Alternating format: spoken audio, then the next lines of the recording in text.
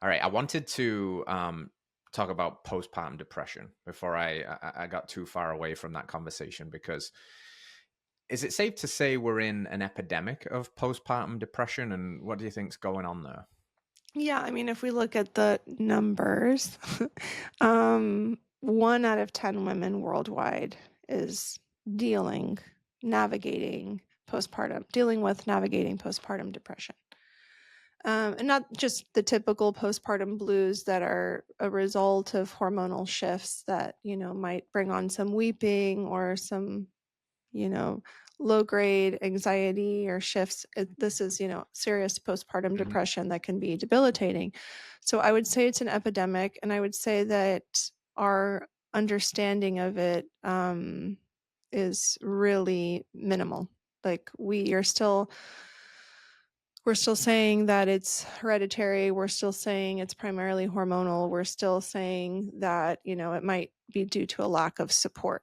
We're not really recognizing that unprocessed birth trauma, compounded by the demands that we've placed on ourselves socially, Mm, might be the main cause of what's going on here. There's also, of course, the nutrition element. Women are deeply malnourished going into pregnancy, throughout their pregnancy, and then they end up in postpartum at their most depleted state. right, right. Often with a lot of inflammatory markers that are exacerbated by the demands of postpartum. So, yeah, it's a combination of things. And, our solution currently is to medicate, Mm, just to kind of diffuse it enough to the point that we can then manage it. So it's just like, take this to diffuse it so that you can actually function, and you won't be on it forever. We'll figure it out. That's really often what I hear. However, we don't talk about the addictive nature of these substances, and we don't talk about how it then impacts breastfeeding and other elements, because there are so many side effects. So that's the current solution at the moment. yeah, that doesn't sound very holistic or No, hopeful.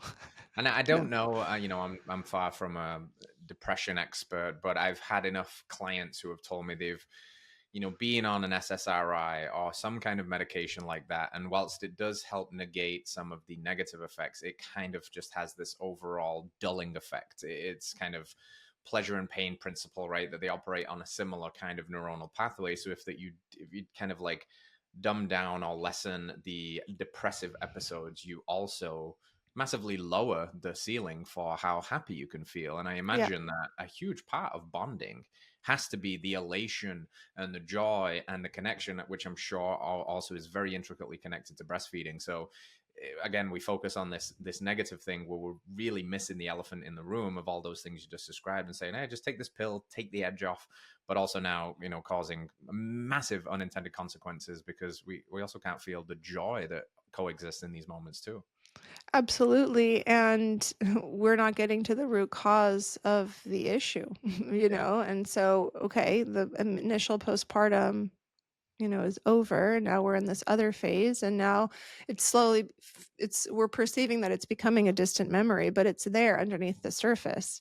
And the postpartum depression symptoms can get reactivated, 18 months Mm, down the line.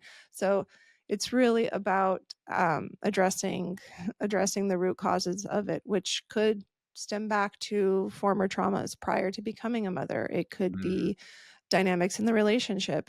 It's very often a lack of support as well. Women just are not set up for, with that kinship that we once were, where women were supporting each other in raising babies together, right? So it's like, I'm able to focus on breastfeeding because they're taking care of the food, and the other kids are here and someone else is taking care of this task. And they would just continue to switch off or switch on to the next and on to the next, depending on who was giving birth. And that was the mm, support system. So, we say, well, this is a luxury. Postpartum support is a luxury. This is something that is only accessible to certain women. I can't afford a postpartum doula. I can't bring a housekeeper in. I can't bring someone in to do meal prep. Yet we're not considering that there could be an allocation or reorganization of funds and priorities, right? Yeah. So we Yeah. place a lot of emphasis on other things, and the problem is that we haven't really internalized how important this period is for the success of Mm, the family. So, a baby shower, right? Like one of the most silly rituals, because it's very often empty. It's not connected for the man. It's not connected for the woman. It's no. really an acquisition ritual to make sure that there's things, in place, so that, there's the crib and there's the this and there's the that, and, a slight acknowledgement of the woman's transition into motherhood, Yeah. you know? Yeah. And so in this time, can we allocate resources? Can we ask for postpartum, doula services, like, Right. rather than a, $1,000 swing? I don't know, or whatever it is that people order. Like, what kind of a parent am I going to be? What are we going Yeah. to do? What does a baby really need? I mean, I'll tell you, you need a small investment in cloth diapers and a Yeah. few outfits and a Yeah. baby sling. So after that, what do you really need? You'll figure it out once the baby arrives. As the Yeah. baby's there integrating into the family, you'll learn the baby. You'll say, oh, it'd be really helpful to have this. Yeah. Okay, let's get it. It would be really helpful to have that. So many women and men end up donating half the things that they get, or the baby Mhm. never uses them, or they, regift them, or whatever it is, or they sit in storage. All of that energy and consumption, it can be directed towards creating a postpartum experience that's going to support the woman. We Yeah. just don't know. We just, as a society, don't know the relevance, and we don't understand how important it is to create the conditions for a better postpartum.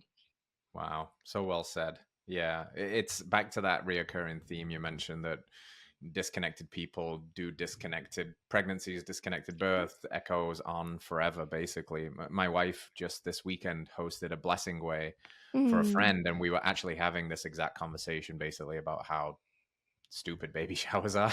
And they're good natured, people want to, Of course. hey, here's your list and here's the Amazon thing. And but you're so right, you don't need 90% of that nonsense. It's just consumerism has co-opted the baby world now, as it does everything.